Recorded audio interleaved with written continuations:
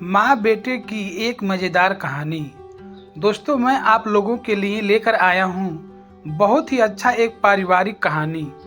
जो कुछ लोग मर्द होते हैं अपनी पत्नी को बस हाउस वाइफ ही समझते हैं और उनको बात बात पर चिल्लाते हैं, यह लाओ वो लाओ। आज माँ ने अपने बेटे को इसी के बारे में बताया और इसी के सबक सिखाए। तो आइए कहानी को शुरू करते हैं। दोस्तों, चैनल को सब्सक्राइब कर लीजिएगा, वीडियो अच्छा लगे तो लाइक कर लीजिएगा। माँ, बेटे और बहू तीनों डाइनिंग टेबल पर बैठकर खाना खा रहे थे। खाना खाते खाते बेटा अपनी पत्नी से बोला, नीता, तुमने आज भी दाल रोटी ही बना दी। कम से कम खाना बनाने में तो आलस मत लिया करो। अभी तो तुम कुछ भी अच्छा बना सकती थी। नीता बोली, बनाने वाली तो मैं आज सूजी का हलवा थी, लेकिन सूजी आई नहीं। मैंने कल ऑर्डर करी थी। कोई बात नहीं, कल बना दूंगी। किचन में कुकर की सीटी सुनाई देती है और खाना खाते खाते नीता किचन में चली जाती है। किचन से वापस आकर डाइनिंग टेबल पर बैठते हुए नीता कहती है कि आलू पकने के लिए रखे थे, शाम को आलू की टिकिया बनाएंगे। उसकी सासू माँ भी यह सुनकर खुश होती है। नितिन बीच में बोल पड़ता है, यह अच्छा है, दोनों बहुत मज़े करते हो, अपने पसंद की चीज़ों को बनाकर खाते हो।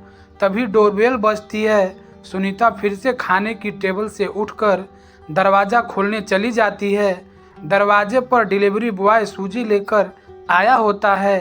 पार्सल लेकर नीता फिर से डाइनिंग टेबल पर खाना खाने बैठती है। तब माँ बेटे से कहती है, तू दरवाज़ा खोल देता तो कितना अच्छा होता। बेचारी को खाना खाते समय का भी सुकून नहीं है। बेटा कहता है, सॉरी माँ, मैं नहीं उठ सकता, मुझे ऑफिस जाने के लिए देर हो रही है। नितिन खाना खाकर ऑफिस की तैयारी करने लगता है और अपने रूम में चला जाता है।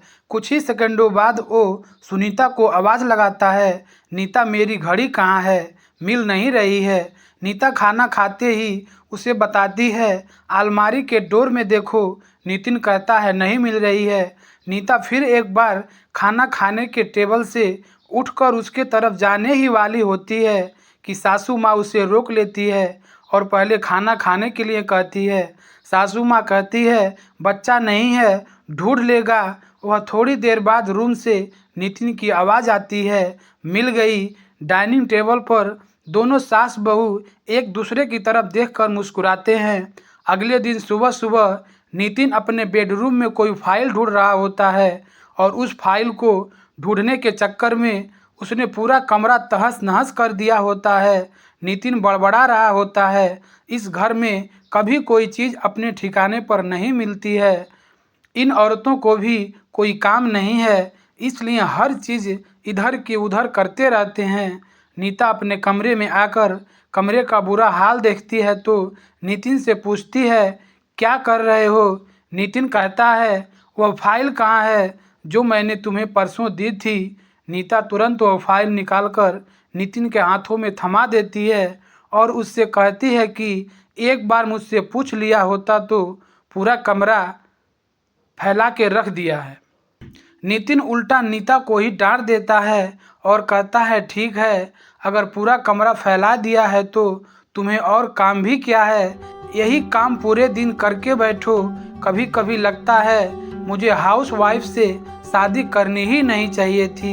इतना बोलकर नितिन ऑफिस के लिए निकल जाता है। पति पत्नी की यह बातचीत माँ भी सुनती रहती है, जिसका नितिन को पता नहीं होता है। अब माँ और नीता नितिन को सबक सिखाने के लिए एक प्लान बनाते हैं। अगले दिन सुबह सुबह जब नितिन नींद से उठता है तो नीता को चाय के लिए चिल्लाता है।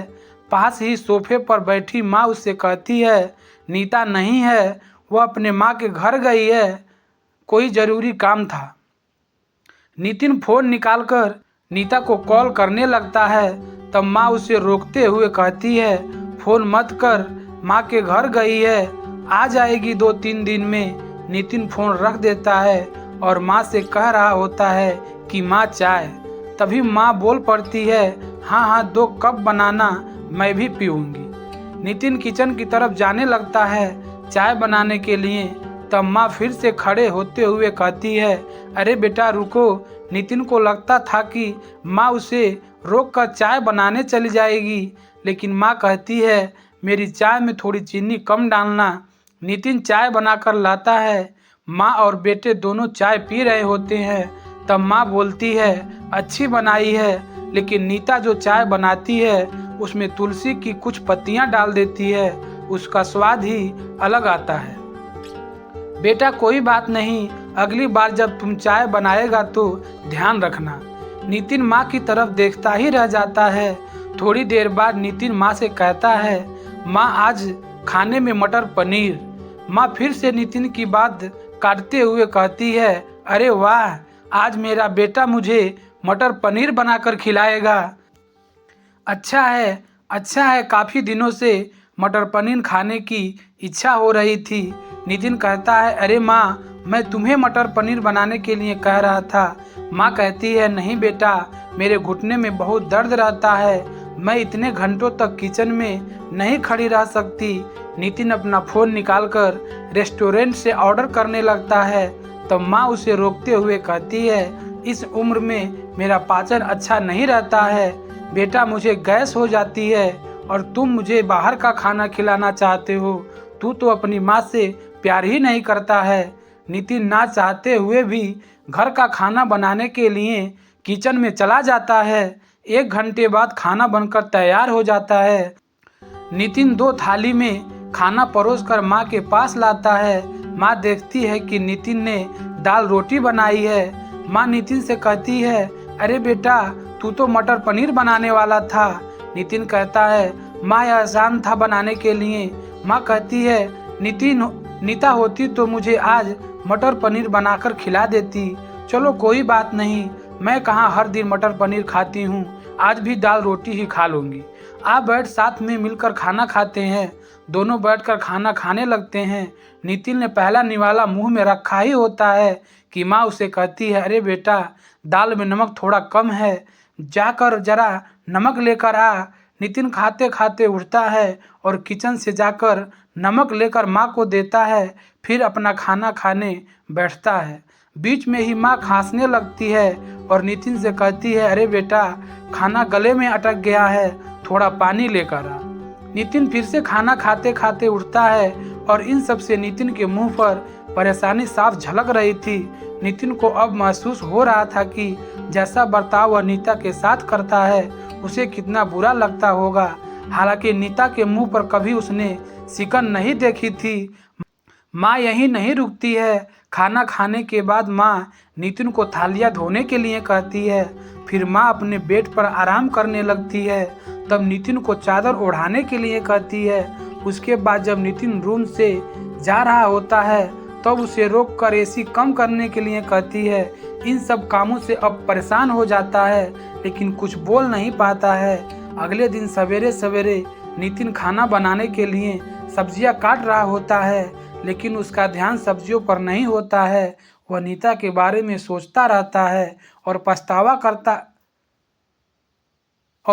कर रहा होता है कि मैं कितना गलत था कि सोचता था हाउसवाइफ का काम आसान होता है। तभी बेख्याली में उसकी उंगली कट जाती है, उससे खून बहने लगता है और वह बेसिन में अपनी उंगली धोने के लिए चला जाता है। तभी नीता उसके पास आकर उसके हाथों में पट्टी बांधने लगती है। यानी कि नीता कभी माँ के घर गई ही नहीं थी। यह तो सास बहू के प्लान का हिस्सा था, जिससे वह नितिन से छुपकर उसी घर में रही थी। नितिन नीता को देखकर काफी खुश हो जाता है। नीता से कहता है कि घर का काम हम दोनों मिलकर करेंगे।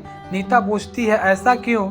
नितिन कहता है कि मैं घर का काम सीख जाऊंगा और घर अगर हम दोनों का है तो घर का काम भी हम दोनों को ही करना चाहिए। दोस्तों, आज आप इस कहानी से सीखे होंगे कि हाउसवाइफ का काम इतना आसान नहीं होता है।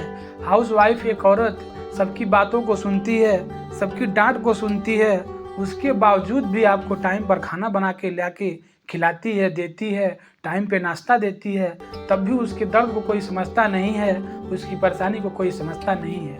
अगर आपके घर में ऐसा हो रहा होगा तो आज से आप इस नियम को अपनाइएगा, अच्छा लगेगा। परिवार जब सुखी रहता है, खुशी रहता है तो अच्छा लगता है। दोस्तों, आशा करता हूँ ये कहानी आप लोगों को अच्छा लगी होगी। फिर से मिलते हैं ऐसे ही वीडियो में, तब तक के लिए जय हिंद, वंदे मातरम।